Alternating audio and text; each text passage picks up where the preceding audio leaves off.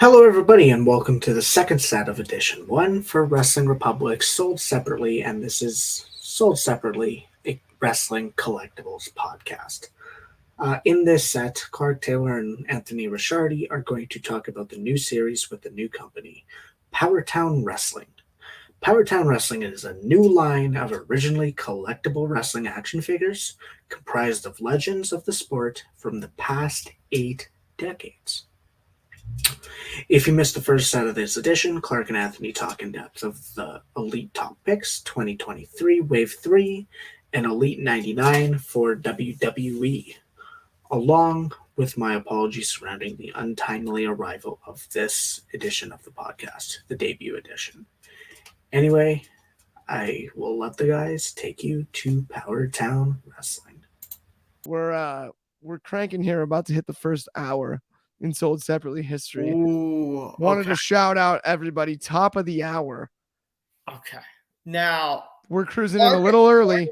Clark and I are very much into this Powertown line. Yes, sir. I love the fact that their mission is to make incredibly authentic figures at a reasonable price.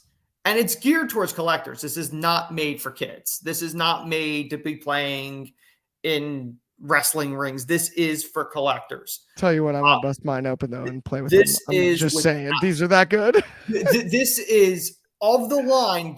They all look incredible, but if you're only buying one, yeah, this Brody is without a doubt the best Brody figure that's ever been made.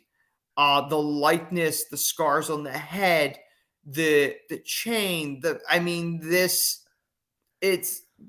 nailing this. And Clark and I have had this conversation. It's so good. We are completely on board. I'm saying this as somebody that has bought this Brody figure. Clark's bought a couple sets.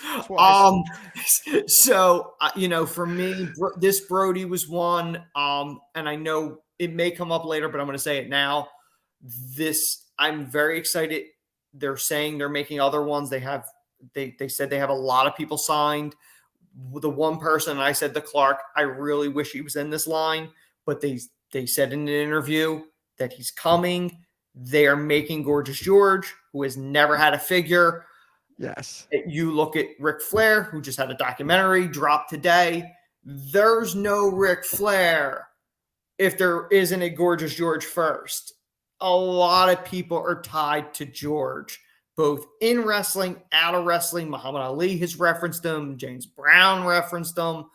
Anybody with the robe, it started with George. I'm looking forward to seeing that, but that'll be a future episode when that eventually gets revealed. So I will say too, even my grandmother, my dad's mother, my grandma Mary Taylor, God bless you. She introduced me to Gorgeous George as a kid. That was the wrestler that she grew up with. And so I have heard all of the legends, but to your point, that is a must figure. And I am so stoked to see that one. Yes. So now that I have that out of the way, I got to say, I don't have my hands on it yet. We can't wait. This just a few minutes ago, but I did get two of them. I can't freaking wait. The blading on the forehead and the scars.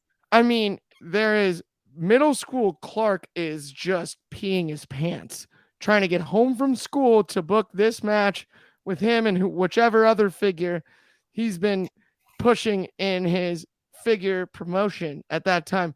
I haven't seen it yet, but I'm going to go out on a limb here and say this is top 2 for me all time figures wise. The forehead scan, the face scan, the build, the fact that it is going to stand up next to WWE Elite figures, the AEW figures, that it's on scale, everything that went into it.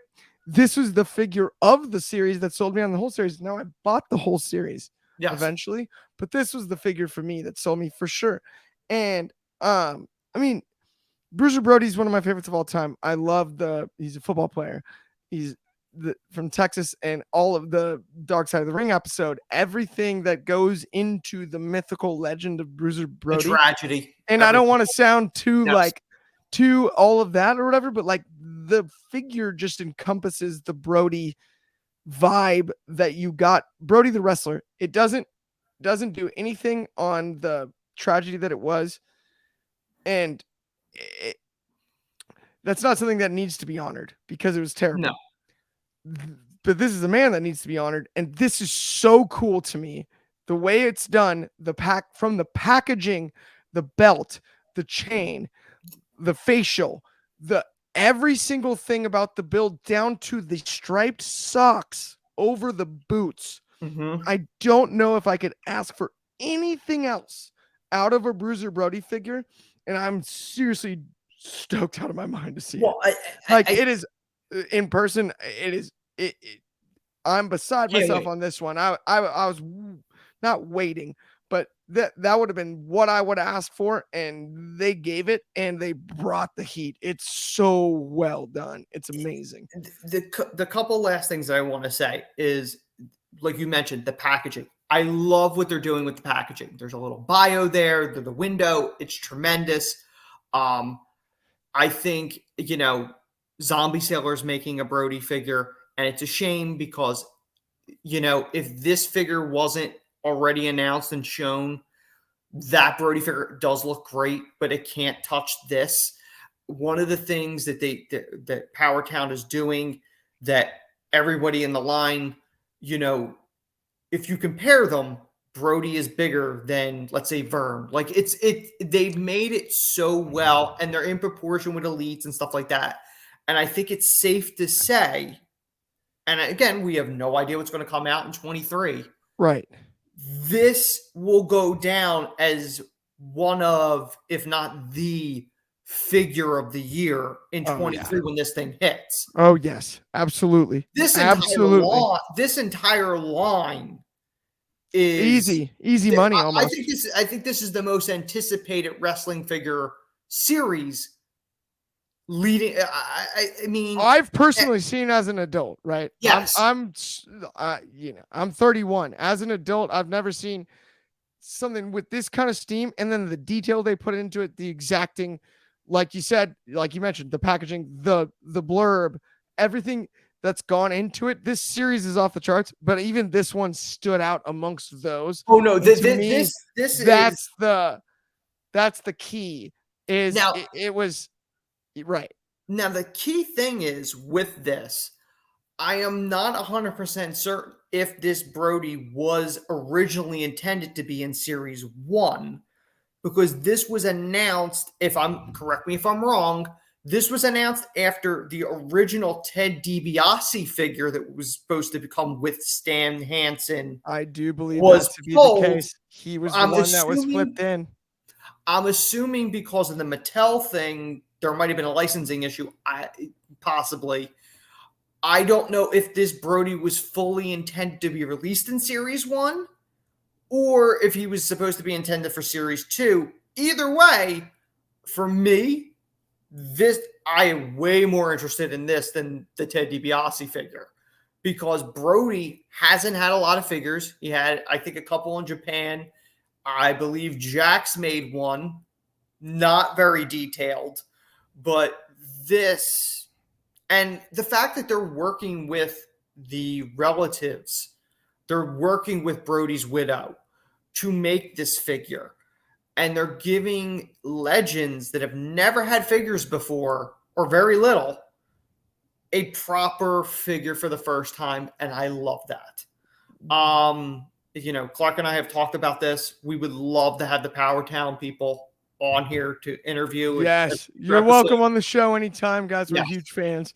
So so we are huge fans of this. So let's move on to the next one because we won't stop talking about Brody. Yeah, let's go. Yeah, no, this one I'm obsessed with. Kobe, let's go. Well, Stan Hansen, by the way, off the charts too, and I love that they got his 6'5" height, 2 inches shorter than Brody, at 6'7".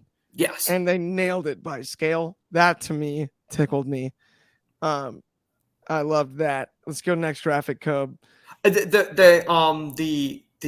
hook'em horns, the cowbell, phenomenal.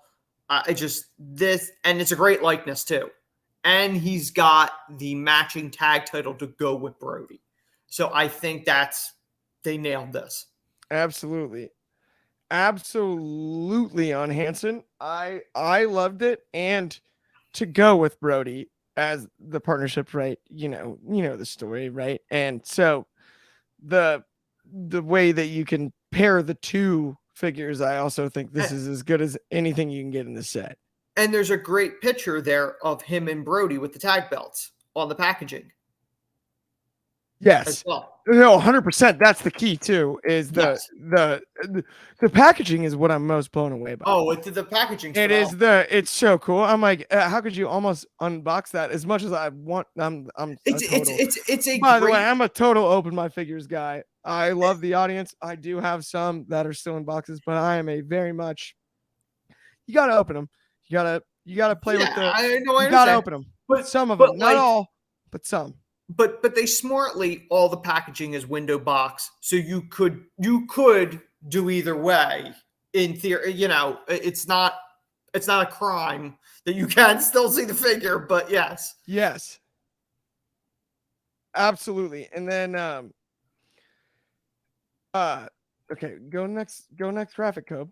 Yeah, there we go. Vern. Okay, Vern does not surprise me since Greg is involved with this line. For me, I have no problem with Vern getting his first figure. However, in my opinion, I would have put Gorgeous George in this spot and be in Series 1 over Vern. However, it's a phenomenal likeness. I love the fact we're getting the AWA Championship, even though technically I guess they can't use the full name because WWE would own the rights to AWA. Right. But I think it's a great figure. I don't know personally. I don't know how much of a demand there is for Vern in this line. But it's a great looking figure. He's a legend, a Hall of Famer. I'm okay with them making this figure. I just wouldn't have included him in Series 1. I wholeheartedly agree. The one that gets it for me though is I do love the towel. I'm like, the towel makes it great. The towel makes it. The towel makes it. But to me, like the likeness is phenomenal, and the AWA belt, it's so iconic. Oh, it's AWA is such a great territory of all the territories. Yes. I'm a huge AWA guy myself. The belt, it's not exact, but none of them are. I mean, I think we talked about one of the best big gold belts was in the weird Randy Orton bootleg one that came out, right? It's hard to nail the belts. And I love the old photos of Vern on the packaging. I think we keep going back to the packaging, but it's so well done. It's incredibly well done. When even the towel on the picture of Vern in the bottom corner of the packaging, and then the towel in the bottom corner, it's just right. Like he's pulling on it like this, like sweatshirt strings these days. Like it's. This wouldn't have been my first choice of figures to be made for this series, but I have no complaints about the actual, any of the, the design. And in fact, I was also like, you know what, that's better than what I would have guessed. Well, and the thing is, and none of the figures in this line have alternative heads. So in theory, you could release an older Vern, like the image down there where he's missing, he's going bald. So in theory, you could release an older Vern if you wanted to down the line. Okay, I just noticed this, that extra hand is not that is right. That is a hand to make it so you can have him pulling the towel just like the picture. Yeah, I guess. I mean, it looks like a fist. It looks like a fist, but yes. I think that I do dig that. Because I love the way, because that was, remember, you saw always not remember, but we've watched enough tape. Yes. We've watched enough tape over the years, yes. The way he used to pull it. Yes. Like that. And that's what I think, just the attention to that kind of detail is what's separating right now Powertown from almost anybody else. And now, don't get me wrong, we don't have our hands on the figures or the packaging. But if they look like this, come on, man. I mean, it is as good as anything. And that's a shout out to also Kobe's dad. Come on, man, on that one. Don't give me that. For those no wondering, way. For those wondering, I believe the current release schedule for these is early 23. I think that was what they're currently working. If that was when we heard, right, Clark? Yeah, oh yeah. It was when you and I were on this way early. We were first. Yeah, this would have been Kobe. You back us round. up on that one. I think this might have been as early as like June. Of 22. Like I think for sure we were on it then, and it's been, we got skeptical for a minute. I'll fully admit, and that's no knock on you guys. I can tell we still love you, but we ordered, according to my thing, I ordered it in September. So September was the first window. But that's where I think we started talking about it in June because we were seeing the. Oh no, yeah, we were talking about, but that's what I was talking about. Like when we first started to even like. Oh, I sent you the message. Exactly. And said, you need to see this. Yeah. And you're like, when could we order these? I'm like, they're not up yet. Yeah. No, do you remember the exact message I sent back? I go, well, when they are, send me the freaking link right away. That was exactly what you told me. Yeah, yes. It was like, no, dude, like this is a must. And I think the Vern figure was the least like to your earlier point about in demand of any of them. But I also, it turned out so good. I'm like, who am I to say? Like, right? Yes, it looks so good. Okay, Kobe, let's hit us with the next one. Where are we looking next? Kerry Von Erich. Yeah, I mean, this is, he's the first of multiple Von Erichs that we're going to probably eventually see down the line. Must get Von Erichs, including Fritz. I think we're definitely going to see a Fritz. Carrie's gotten. I think Carrie has had a couple figures, or at least one. I think it was like the Texas Tornado. I think he had. I believe he did. I think he got Texas Tornado. So, by Mattel, I believe, actually, even. Yeah. As recent as that. I believe it was, they did a Texas Tornado Kerry Von Erich. Yeah, I'd have to look through my thing. 2011 WWE released a Kerry Von Erich figure. But nothing compared to this likeness. I think it's a great figure. I think it'll sell well. The Von Erichs have always been iconic, especially Kerry. The fact he has the claw hand, phenomenal. Spot on. The belt, I don't know if that's the WCCW World Championship. I'm not as familiar with World Class. I actually believe it's WCCW. Yeah. And but it's a beautiful belt. Very nicely done. Yes. Clark, you want to say you play with the figures. Who's getting clawed first? Who's getting the claw? Who's getting clawed first? I would say I'm gonna book in this series. I'm gonna book the claw locked in on Vern, but then Bruiser comes in from the side, hits him with the big boot, and that claw, takes advantage maybe of Kerry's bum ankle. I don't know, right? I'm now I'm in my 30s, so my booking's gotten more creative since in my teens. The last time I was booking action figure wrestling. Long-term storytelling, Clark. Yeah. I think I might go with just I would say Brody from the side breaks up the initial claw, because once we get the Fritz figure, that's when you get the real claw locked in. Okay. Probably on Brody. I want to say this is a phenomenal Magnum. WWE released a Magnum. Mattel, yes, I believe, did. This blows that away. One of the big things, and I think it's very noticeable as longtime fans, they're coming with belts that have never been made before. And it makes you realize how much better the belts looked then compared to that now in modern times. Like those were iconic That is why people are still buying Big Gold or buying the Winged Eagle. They are far superior and they looked better than a belt with a giant WWE logo or Impact with an owl on the belt. Like, it's just just to clear it up. Yes. Just to clear it up, Kerry Von Erich was the World Class Wrestling Association. So WCWA. Oh, okay. WCWA. Okay. Either way, it's so good belt. But I love that. Thank you, Cobb. It's a great match. Did you need Magnums? I believe that's the United States Championship, the NWA United States Championship, I think. The World Wrestling Championship. That's what it says. So the WWC.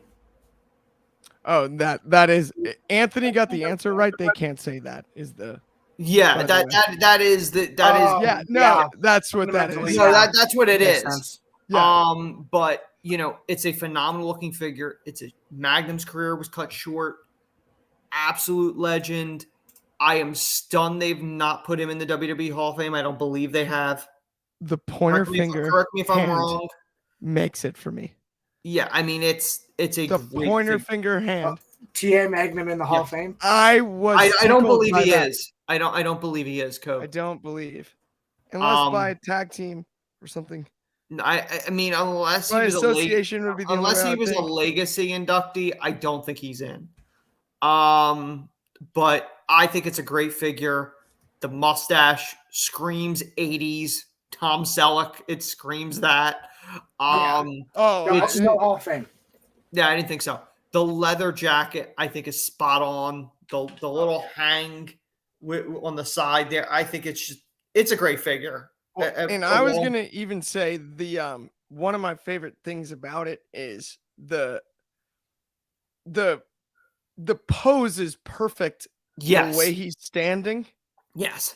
Already, and it's not that they don't all have their arms hanging at the side, but like the way he's already in the box where you can see it is as good as you could ask.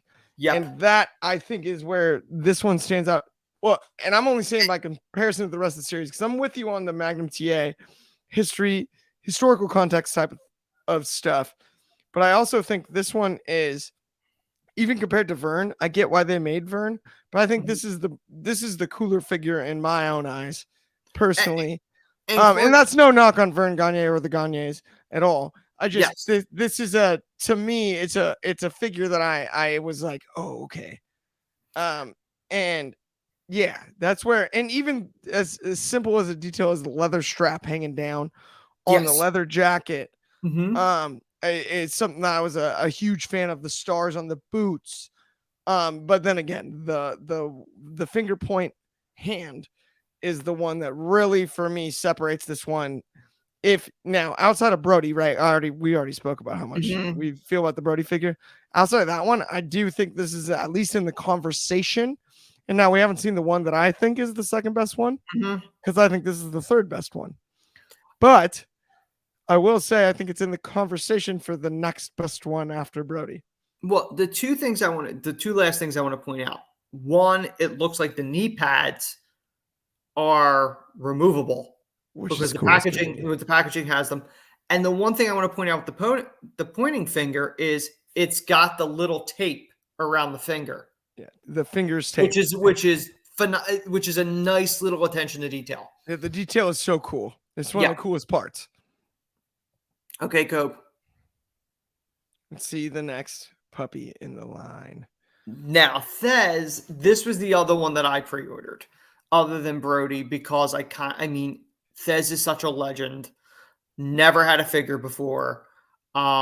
He also comes with the towel like Vern, which I think I agree with you with that alternate hand. It's the same thing. I love the fact he's coming with one of, if not the original World Heavyweight Championship belt, the little small belt. You're never going to see that being released by Mattel. Ever. You're never going to see that. Never, never, never. So this was a figure that realistically, we may never see another Lou Thez figure ever made. This is probably a one and done. I don't know how much a demand there is of a Lou Thez figure, but a lot of fans, the first thing you've heard of Lou Thez was Austin's Lou Thez press that he would do. And a lot of it, and Clark, you'll probably remember this. I think it was on A&E. It was in the late 90s when they were doing all the documentaries. Yep. Thez, I remember seeing him on documentaries where it was like the history of professional wrestling. He was the guy. All the interviews on A&E's biography, when they were talking about the history of wrestling, Lou Thez was on those biographies. And so, yeah, and even to your point, so I'm a Thez. I love both professional wrestling, combat sports as a whole, submission grappling, all of that. Lou Thez was a real life ass kicker. And not only that, Lou Thez, this is one of my favorite figures ever. It's right behind Brody. And yes. I know I already talked about the towel earlier on the Vern figure, but I love the towel on this one. The belt, you got to. My favorite part about this is, and you mentioned the Lou Thez press, Stone Cold Steve Austin, a signature part of his moveset. You wonder why he wore black boots and black trunks and was the way he was. That was the original. And not that Stone Cold was a copycat, because he wasn't, because I love him as much as the next guy. But if you go back and do your research, you look at Lou Thez, there's not one thing about him that isn't so badass. And this figure is just that. It is so badass. You can't even make it up. The belt, from the belt to the jacket to the towel to the extra hand, it's the simple. I actually dig, in relation to the rest of the group, the fact that it's just a closed right fist for Lou Thez. I think there. Maybe you can put the towel in there. Maybe you can't. Yeah.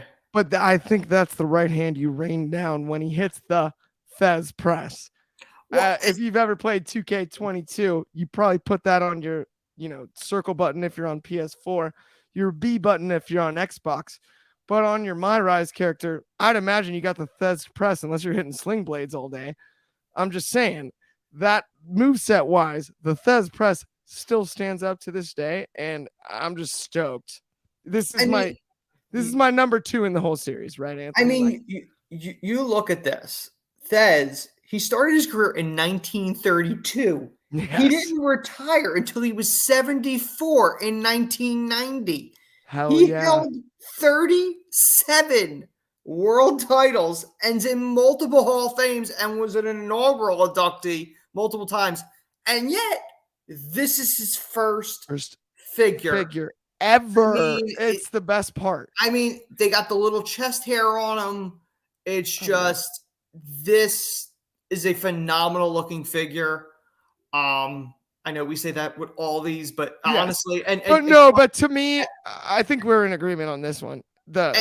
Brody's one, but this is a razor thin too to me. And Clark, for me, of any of the figures that we were going to talk about, episode 1, Powertown was the one that we were most looking forward to talk about. We were just excited to speak about it too. And I'm just glad that we got to, 100% too. And not only that, like this figure too, we've talked about the graphics again, and not to beat a dead horse or whatever, but this one, and you can see him or whatever, but this is so history with the black and white images, the way it is. It's just such a cool look. It to really honor Lou Thez, it's awesome. I mean, by the way, Bailey hits a Thez press. Sasha hits a Thez press. And no one's renamed the move. No one calls it anything different. It's a Thez press. Yeah. And it's basically a takedown to full mount with ground and pound. It's a cool move. It's an ass kicking move. I mean, and not to bring up Gorgeous George one more time, but no, please do. I love Gorgeous George. And I had said this to you, Clark. I said, I want to see 2 different versions of a Gorgeous George figure. I want to see the one where he's wearing the actual purple, the work it robe, but I want to see one black, like a grayscale one, so it almost looks black and white. That's how fans saw him. The the rise of television, like a television which character. I know. I'm so with you on that. Which I know. I will say I need one thing. Yeah. Curlers. Yes. The bobby pins. I think it needs to come to bobby pins. The Georgie Bobbies, pins. curlers, the Georgie pins. All of it. No. I want the curlers too. I want the curlers, the rolled up. So I mean, like Doc Ellis. I know for the audience here, they're used to 4K, and I get that. Yeah. But when TV started, when it was black and white, professional wrestling was one of the first major programs, and George was that poster boy. So, absolutely, he's the guy. To release two different versions, whether it's the grayscale, almost black and white, you want to call it, and like the one with like the orchid purple robe and the blonde hair, I would buy both. That's not agree more on that. But one. Yes, we hit the list. I was gonna say, you ready for sign off time?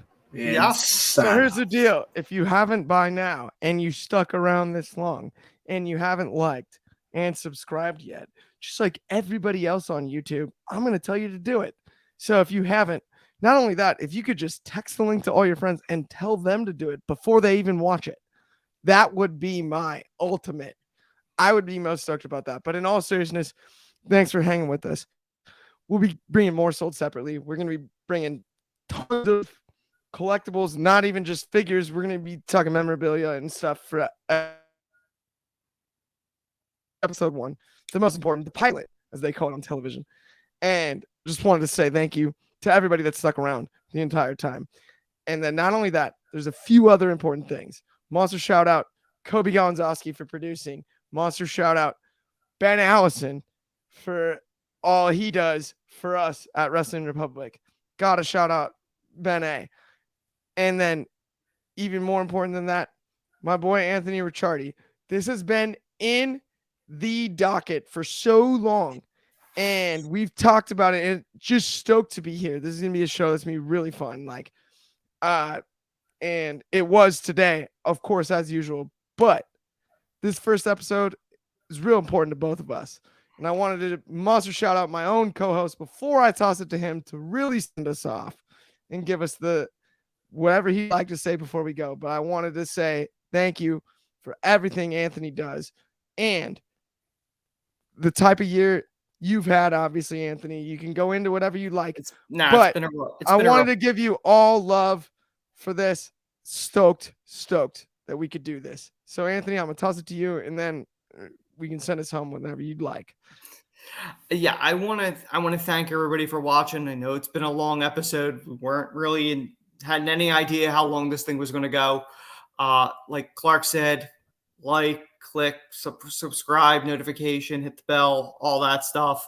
I want to thank Kobe, phenomenal producer as always. Clark, you were the person I wanted to do this show with. It's been a passion project. For me, this was something I very much wanted to do.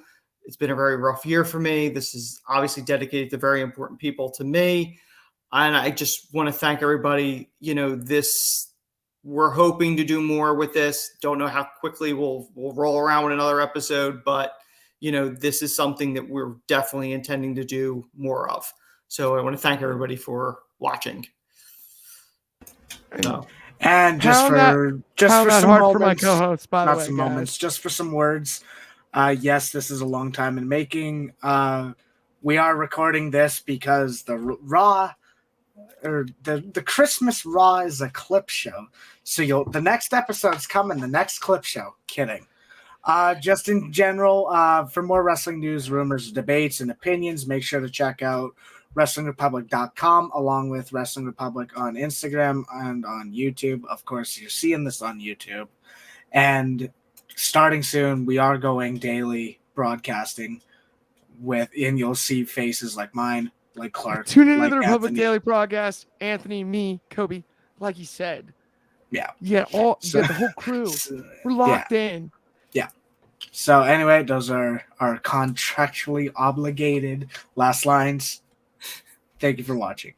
Thank you, guys. See you guys.